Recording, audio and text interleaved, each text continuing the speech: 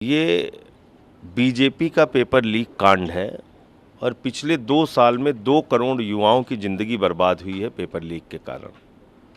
60 लाख बच्चे अकेले यूपी में बर्बाद हो गए।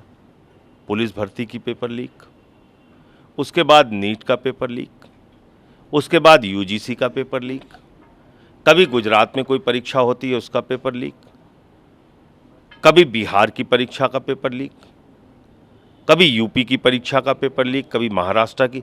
तो जहां जहां भाजपा का शासन है पूरे देश में, पेपर लीक कांड हो रहा है। युवा मांगेंगे भीख अगर होगा पेपर लीक, और ये बीजेपी का पेपर लीक कांड है।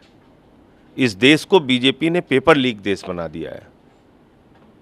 आप बताइए, 67 बच्चे यूजीसी इसमें नीट में टॉप कर जा रहे हैं, 720 अंक पा रहे हैं सबके सब। पिछले वर्षों में कभी एक बच्चा टॉप किया, कभी 2 किया, कभी 3 किया। इस बार 67 के 67 बच्चे टॉप कर गए। कल्पना कीजिए आप, एक लड़की फिजिक्स में फेल हो गई और वो नीट में टॉप कर रही है। आप मुझे बताइए, एक ही सेंटर से 6 बच्चे टॉप कर रहे हैं,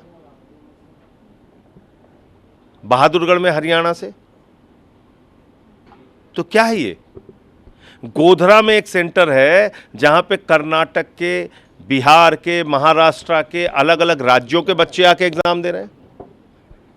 ये तो सामान्य सी बात है ना कि कोई बिहार का रहने वाला वो बिहार का सेंटर ऑप्शन में देगा कि वो गोधरा में जाके देगा।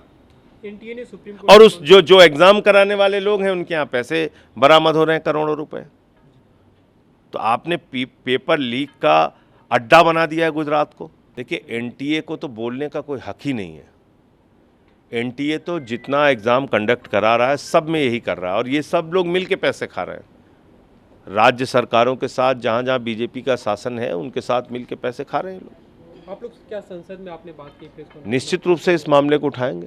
क्या विपक्षी दलों से इसे लेकर बातचीत हुई कि हम इंडिया गठबंधन के सारे दलों से कहेंगे कि इस मामले को पुरजोर तरीके से सदन में उठाया जाए।